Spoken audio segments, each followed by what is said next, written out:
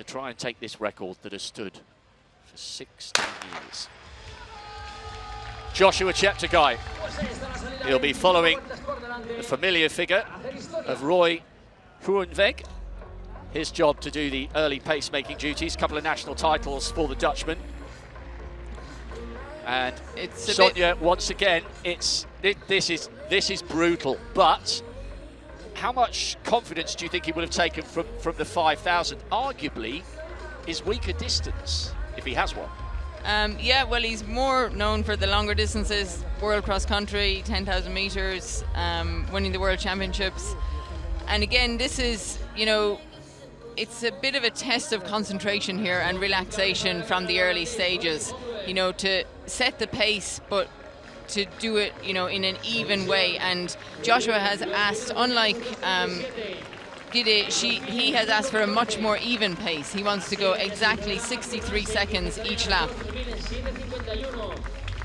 And they are bang on, just 63.04 for the first lap. And this is the thing, you don't want to panic too much and try to gain time early, particularly in a 10,000 meters. It is a long way to go, 24 laps at a track to go now. And, you know, the first half of the race is really just about getting there as easy as you possibly can and then start to work. This race, it's actually kind of breaking into two already. We have the second pack is going to try and get some of the athletes to run under 27 minutes. But from the front, we have... Roy Groeneweg. He's going to lead out for 1,500 meters and, you know, take the 63-second lap. And then he's followed by Matthew Ramsden, who's had an absolutely fantastic season this year, athlete from Australia. He's broken PBs over 3,000 meter, 5,000 meters, 3:34 for 1,500 meters, and he will hope to get as far as 4,000 meters tonight. This is really good from Roy. He works with the NN running team, who, along with the expertise of the Globo Sports Communication, they have put this race on. And as I mentioned, if you're just joining us, we really hope you're enjoying this coverage free of charge around the world. The organisers decided they did not want to make a penny from tonight. They felt this needed to be a celebration of distance running. And Sonia, we said at the beginning, this is a really important night for our sport because athletics doesn't always get the opportunity to sit front and centre, and it is tonight, and with the best of intentions from everybody involved. And what a night already, and what a start this evening. It's been an absolutely fantastic start to the night, and you know, it's a way of highlighting individual athletes. Oftentimes in track meets, we have so many events going on, track and field events, and you know, great performances can get lost in the night.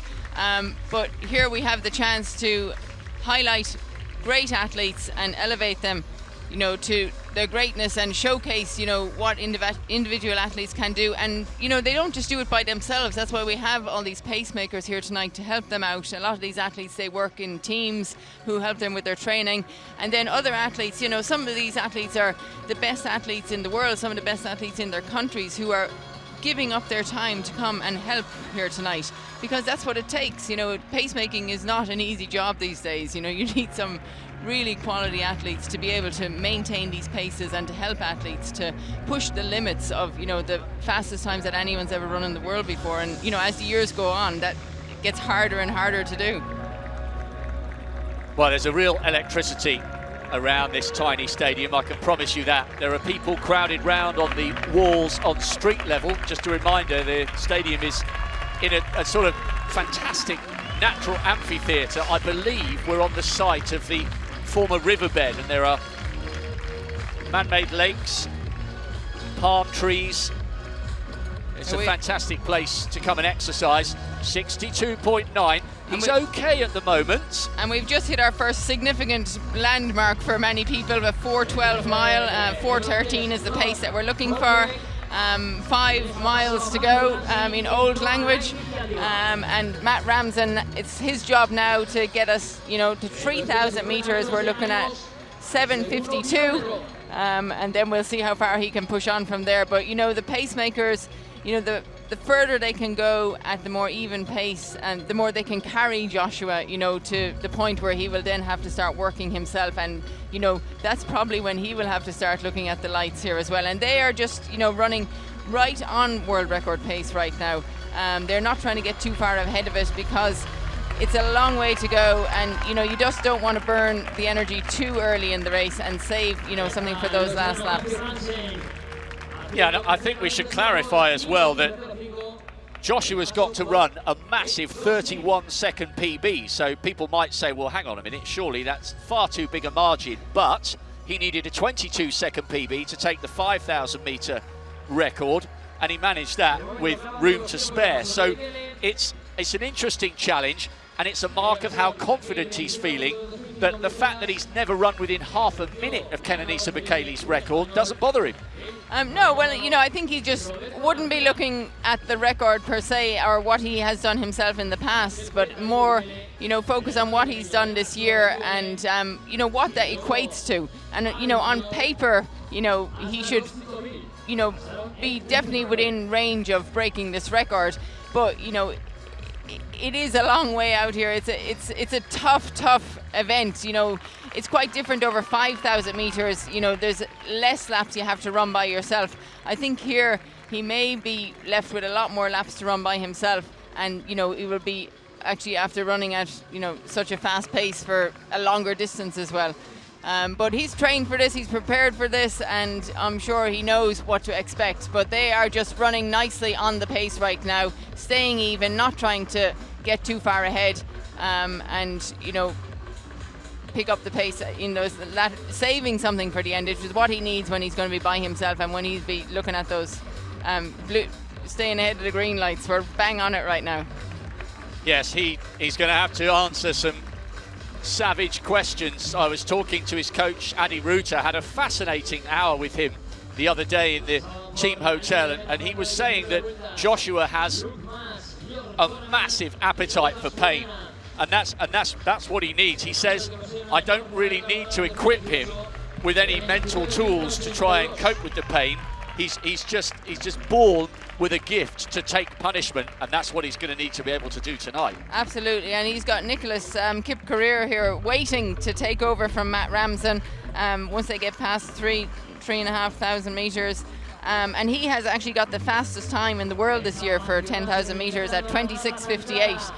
Just a few weeks ago, so he knows what it's like to go the full distance, so he'll be aiming to run a little bit quicker than he's run just a few weeks ago, and help Joshua to get to a point where he's confident that he can take it home.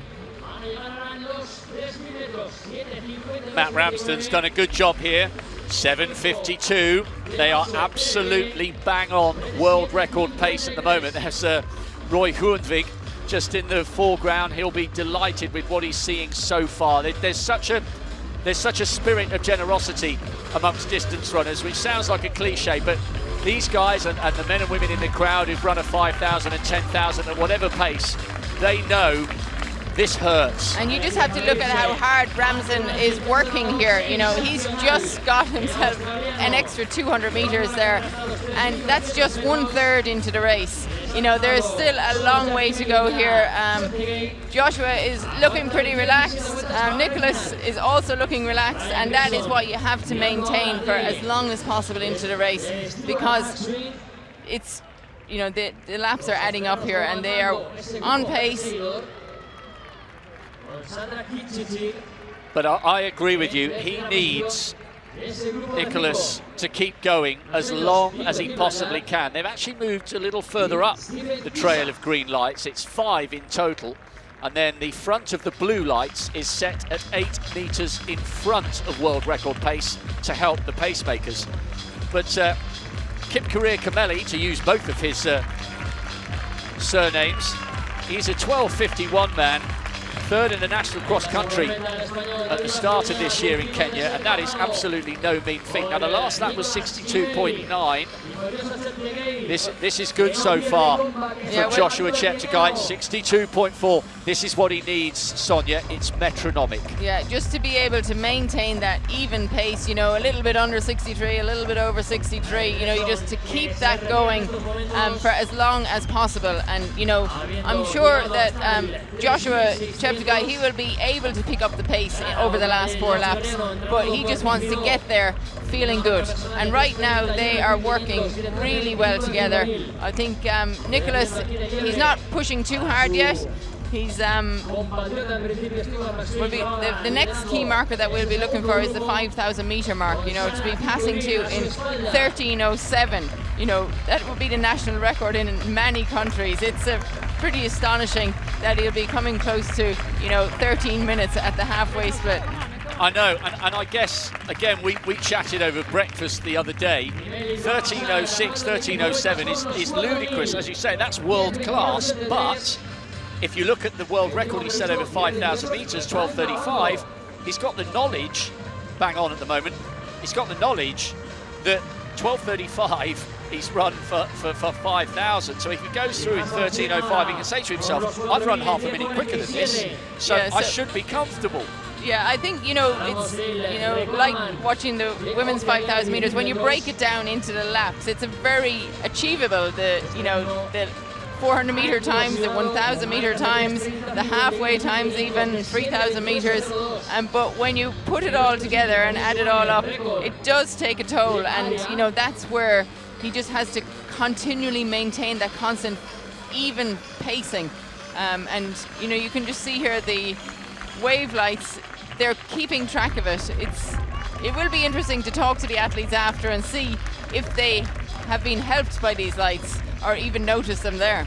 I think Guide definitely did, by the way, because she glanced back over her left shoulder a couple of times as she was hugging the bend. 63 on the nose for that one, 600 metres to go before we reach halfway. And there were a couple of little moments there where there were some gaps appearing between the Kenyan and the Ugandan, but Joshua Cheptegei has closed that up really nicely. We mentioned Uganda, and we're hoping that there'll be many people tuning in a very proud, beautiful country. So if you are watching from that brilliant East African nation, then Oliochia, I hope you're having a great time. And it's refreshing, Sonia, that with the likes of Stephen Kiprotich taking the marathon for Uganda in 2012 in London, and then we had Dorcas Inzakuru back in 05 winning the women's steeplechase, and Nakai won the women's 800 last year as Cheptegei took the 10,000. The Ugandans are beginning to become a force to be reckoned with in global distance running. It's not just about the Ethiopians and Kenyans anymore. No, it's more African nations, you know, seeing what their neighbours are doing and stepping up to the mark. And, you know, particularly you see it in the World Cross Country when you have the team event and the athletes are out there and they're encouraged by what they see from, you know, great athletes in the country. They want to be a part of this. And, you know, Joshua, you need someone like Joshua as an inspiration to athletes to look up to. And, you know, he's doing it that just tonight. Now he's really looks like he's sitting in the back pocket of Nicholas Kip career tonight, and he's as close as can be there now. I just wonder if he had 13:07, 73. That is bang on, you know, exactly what they need at halfway. You know, to run the same again will be the world record. So just to maintain this even pace and be able to pick it up, but it looks like he's going to have to go a long way, a long run for home right now. It's going to be 12 laps for Joshua Cheptegei. Yes, is the by Kenyan himself. Is he going to stop? I think he's just about had enough. This is the loneliness now of the long distance runner. Nicholas Kipkorir Kameli is carrying on, but his duties of towing Joshua Cheptegei around to a world record have come to an end. Cheptegei is now on his own. He's being roared on, though, by a growing number of people sitting on the city wall. You might just be able to get a glimpse of them there to the left of the Estadi del Turia. I tell you what, this isn't the biggest stadium, and we've never seen a world record here until tonight, thanks to Latessa Bekide. I think a whole host of athletes would love to come and compete here. It's not huge. We're not talking about 40,000 people, even without the COVID restrictions, but there's an intimacy and there's a real atmosphere about this stadium and the way it's sort of formed in this Colosseum shape with people all around around on the city walls. I think this is a cracking place for athletics. It's a stunning stadium. You know, the location and the positioning of it is unbelievable. You don't see many tracks like this anywhere in the world where they're dropped down a level. So the shelter here is, you know, on a windy day it would probably be not so. It would be very sheltered, but you know the conditions here tonight are absolutely perfect. Joshua, I'm sure he was hoping Nicholas would go a little bit further. They were hoping maybe 7K. So he really now has to make his mind up and really go for this. You know, it's not an easy task that he has set for himself here tonight. And he's on his own right now, but he is in running with the world record pace. He's right in the middle of it. I suppose he's focusing on the blue lights if he can see them. And, you know, I think, you know, if this, you know, is such a help to the athletes tonight, this could be a new, you know, development for athletics. You know, it's something new to help us to push the barriers that, you know, many athletes see there at all levels. And you know what? I just noticed a little, almost imperceptible acceleration there, because I think he sensed that this is getting a little bit tight. It's only half a second or so, but he's still looking okay at the moment. He's got to keep hammering these laps out. So much effort, so much work with Adi Ruta in Uganda. And I think it's really brave of him to have won the World Junior title and then gone over to a big training group in Kenya and got in touch with Global and got in touch with NN Running and said, look, this isn't really working for me. I'm happy to hurt myself. I'm not after an easy ride, but some of these long 40K runs that these older marathon runners are doing, and he was a teenager at the time, they're not working for me and my body's not reacting. I want to go home. Can you help me find a coach who can work with me back in Uganda? Because that's where I think I can get the best out of myself. And boy, oh boy, did that turn out to be a great decision, because since then, he's added the world senior title, the cross-country title, and a world record, called the world best, over 15K. So that gives you the impression, Sonia, this guy has got maturity and he's got emotional intelligence as well as a racing brain. He understands what he needs to get to the top. He does, and that when you get that positive feedback and, you know, you set goals and targets for yourself and you achieve them, then you get a lot of momentum into, you know, the training that you're doing, the racing that you're doing. Your whole belief and confidence grows and you feel that anything is possible. You know, you start to believe that you can do anything, and I think that's what Joshua has done here. You know, he set the 5,000 meter world record 12:35. It looked so easy at the time, particularly the last 4 laps of that race, that I think he truly believes that, you know, he can achieve things that seem impossible. And looks like he is sitting on these lights here tonight. Now he's jumped onto the blue, which is great to see, with 8 laps to go. 17:50, and that's well ahead of the schedule here that we're looking at. 62.5 for that lap, and that may be the reason why he is on the blue lights, which, remember, are indicative of the pacemakers being 7 or 8 meters ahead of world record pace. He's trying to achieve something really special here. Kenenisa Bekele's world record has stood since 2005. Only 3 men have ever run inside 26:30. Bekele obviously with the world record, and the legendary cross-country runner Paul Turgat setting the world record, and Haile Gebrselassie as well. And he's picking up again here. He's giving himself some room for error towards the end of the race. It's a glittering list of men to have run under 26:30, and he's giving himself a great chance of joining them. He has, and he once again has hit one of his target times over on the back straight with 7 laps to go, so just under 3,000 meters to go here. And now he is definitely within the range that, you know, it starts to feel easy when you're in the single digits.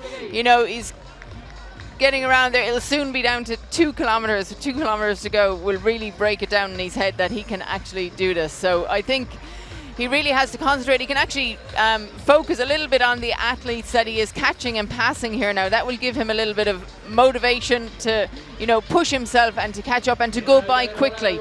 And, you know, while also maintaining contact with the pace here and check. I'm sure he will be keeping an eye on the clock every time he comes around. If you're a fan of the history of great sport, then what about the list of names he's trying to join as a 10,000 metre world record holder? Emil Zatopek first broke the 6.25 mile world best in Ostrava. There's a statue of him there. I was there for the Continental Cup and had a photo beneath it back in 1949. Then you move into the 60s. The legendary Australian distance runner Ron Clark, who got a bronze in 64 and then famously needed oxygen at the high altitude of 68. He's been a world record holder. Lassie Viren in the 70s, a 4-time Olympic champion, did the double in 72 and 76. And then you move in to the likes of the 90s. 3 times Haile Gebrselassie has held this record. Paul Tergat as well. All of them with glittering careers in cross-country and track and the road. Tergat, the first man under 2:05 for the marathon. Gebrselassie was the first man under 2:04. Both of them proud holders of the 10,000 metre world record before it passed to Kenenisa Bekele, a 6-time long course cross-country world champion and a triple Olympic champion, 5,000 and 10,000 metres. It's a glittering list of who's who in terms of the all-time greats, and that's the kind of company that Joshua Cheptegei would be in if he can somehow keep this going. And I tell you what, Sonia, he's getting a standing ovation from the crowd here, even though he's got 5 to go. And he's just passed through with 2 kilometres to go, and he is still on world record pace. In fact, he is under 1 world record pace. You know, as each lap goes by, he's just going to get more and more motivation to belief and confidence that he is able to do this. And right now, he is still maintaining that relaxation that we saw in Monaco over the 5,000 metres. I think for, you know, someone who's a 5,000 metre runner, a 10,000 metre runner, when they see 1 mile to go, 1 lap or 4 laps of the track to go, that is a small, you know, it's not something that is unachievable for them. They're kind of what I would call within range of really racing to achieve the record. This is absolutely incredible. Wherever you're watching this in the world, I hope you're enjoying this. Distance running, free to view anywhere on the planet, because we're watching something really, really special here.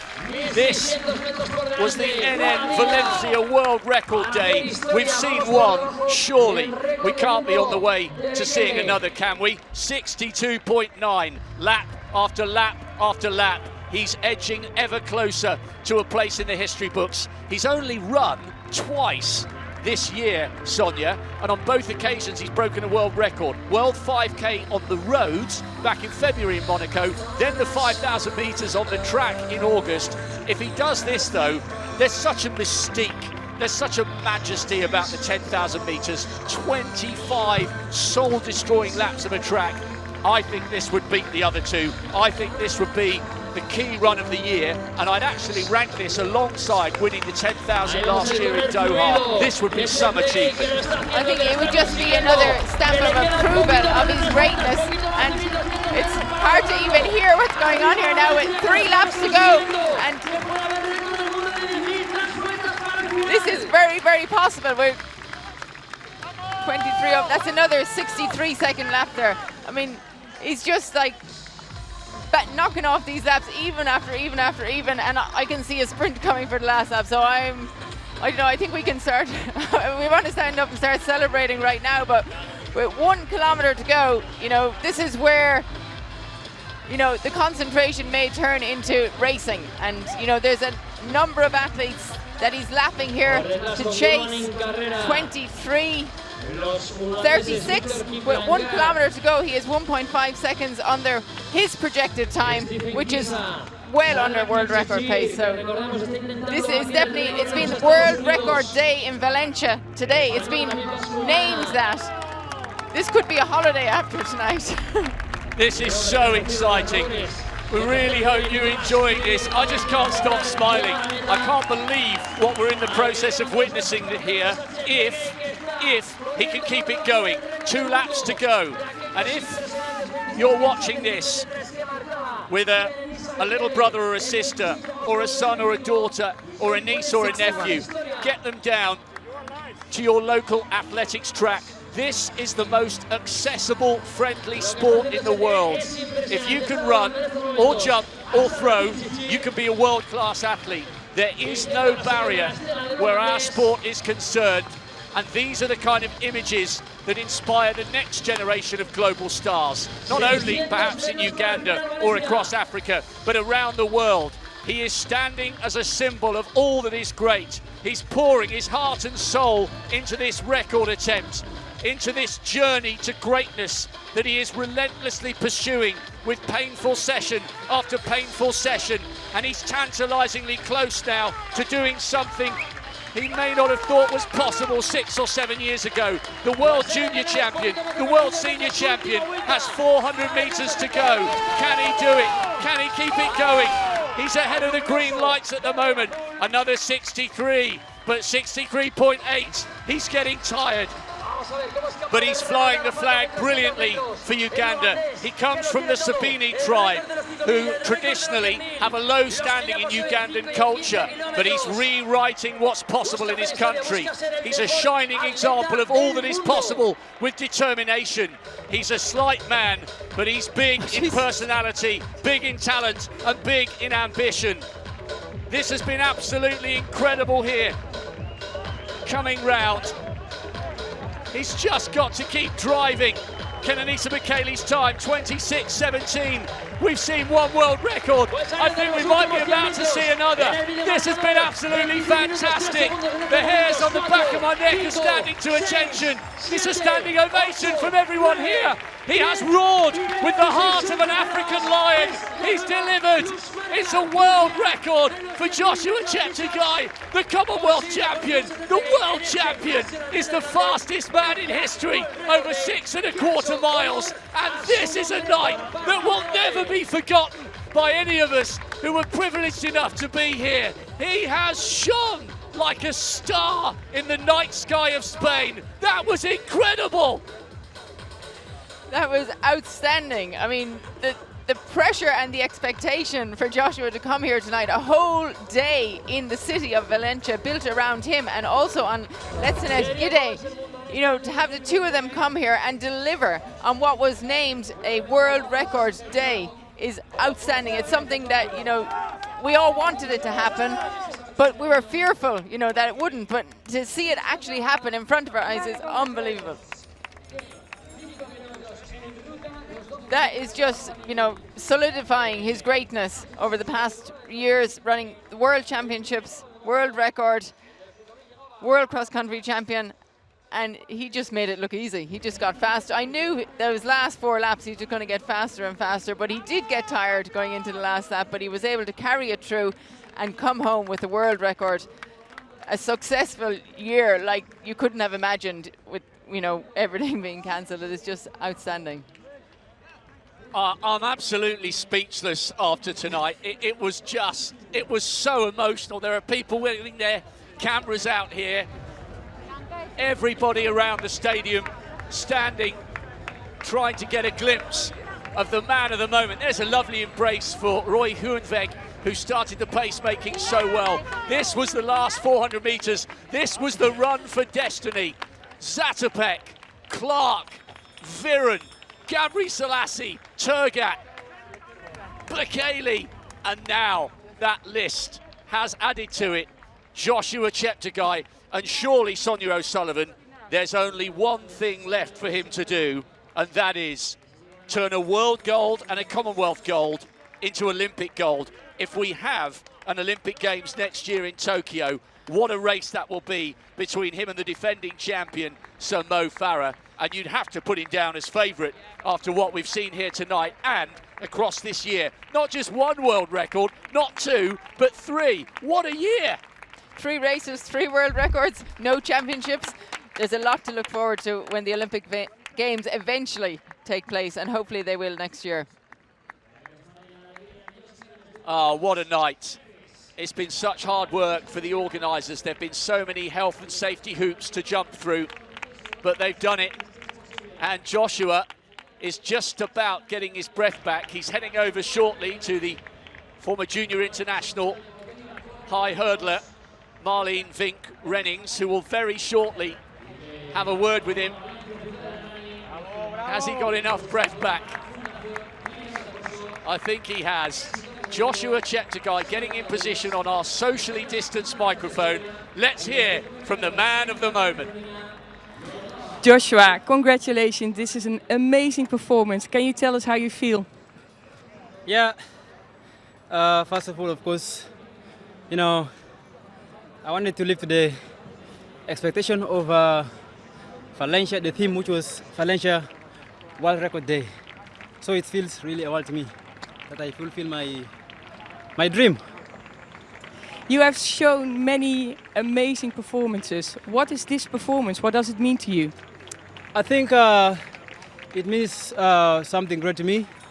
We are trying to write history into the track again. People, of course, we want to make people to know that the track is still exciting, and we want to give it all, and so that the sports lovers in the world can have the benefit of the time by seeing us, And what does it mean in this year of COVID? We live in a difficult situation now with COVID, but this event can still give us joy, can still give us hope for tomorrow. Knowing that we need to take precautions to defeat the virus, we need to be careful, we don't need to be reckless again, and for sure the world will return back to normal. It will not be any soon, because most of the people are not following the precautions and the SOP. So we need to tell them again that we want to get back to normal, and the best way we can do that is when all of us get concerned about coming back to normal. You said in your press conference that you want to be the greatest. Does this bring you closer? I think this is just like it lays a foundation of what can still happen and what I want to achieve in the years to come. Thank you very much, Joshua, and please celebrate tonight this You're beautiful welcome. world record. Thank you, fans. Thank you, guys. Thank you for the support. Thank you. What a talismanic figure he is turning out to be for this great sport of athletics, proudly taking the Ugandan flag. We can hardly believe, Sonia O'Sullivan and I, what we've seen tonight. We just can't stop smiling and laughing. It's been absolutely incredible. This Stadi del Turia has borne witness here to not just one world record, but two. Unbelievable. The classic photos, 26:11 on the nose. That record had stood for 15 years to one of the greats. Well, he said he wants to become the top distance runner in history. Well, he's giving himself a chance. Well, Joshua was the second world record of the day. If you're just joining us, here's a recap of Cheptegei's world record earlier. So,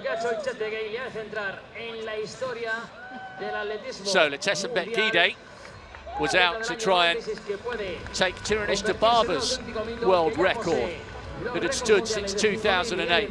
She too produced a moment of history here. 14:06 plus change. Just 22 years of age. Silver last year at the World Championship. She promised us she could run 250 after 250 after 250. She delivered, and we finally got a word with her after the race. Congratulations, Elizabeth. It's an amazing achievement. How do you feel? Thank you very much. I'm happy. I'm happy. What does the world record mean to you? Yes, this is a long time of dream, and I'm very happy by this competition, and it is very big for me. How does it feel to run the world record here in Valencia? Yes, Valencia is very nice place, and I like it. I like Valencia, and I will break for the next time, and also 10,000 meters, another fields. And what does the world record mean to Ethiopia? Yes, it is very nice. I mean, before this is Tiranish Dababa record, and then now also in Ethiopia, and I'm very happy. Thank you very much, Thank you. Elizabeth. Thank you to Global Communication also. Thank you to Valencia and for all yours. Thank you. He is the king tonight, on top of the world, and why not? I hope he's allowed a small beer this evening. Possibly not, because he's taking part in the World Half Marathon Championships in Gdynia in Poland in a couple of weeks' time. Looking forward to that one, seeing his big debut over the half marathon. But what a night. Sonia, your reflections on an extraordinary hour for distance running and for athletics. Absolutely extraordinary. It's been such a special evening. I can't possibly have imagined that this was going to happen tonight. You know, you set these things up, you build them up, but you know, there's always that, you know, uncertainty of what's actually going to happen when the athletes line up and race, because you know, you just don't know. But to have the results there tonight, to have those two fantastic races, it will be the most memorable night for the times that we're living in at the moment, for anybody who was able to be here tonight to witness it live in the stadium, up on the walls outside the stadium. I think they will remember this for the rest of their lives, and they will all be supporting Joshua at the Olympics next year, and Lieutenant Cheptegei also, of course. Yeah, I totally agree that there's something just really honest and likeable about Joshua Cheptegei. He says he wants to change the course of secondary education in his country. He's got big ambitions, and not just within the framework of distance running. The last 50 metres, he stuck out his tongue. He promised he'd deliver. He's raced 3 times this year and broken the world record on every single occasion. He will be the toast of Uganda tonight and tomorrow, and when he eventually gets home, there will be the most almighty socially distanced party. We really hope you've enjoyed the action tonight from Estadi del Turia. 2 proud Africans are sitting on top of the world. Cheptegei and Joshua Cheptegei have delivered a night none of us will ever forget. Thanks ever so much for your company. See you next time. Goodbye.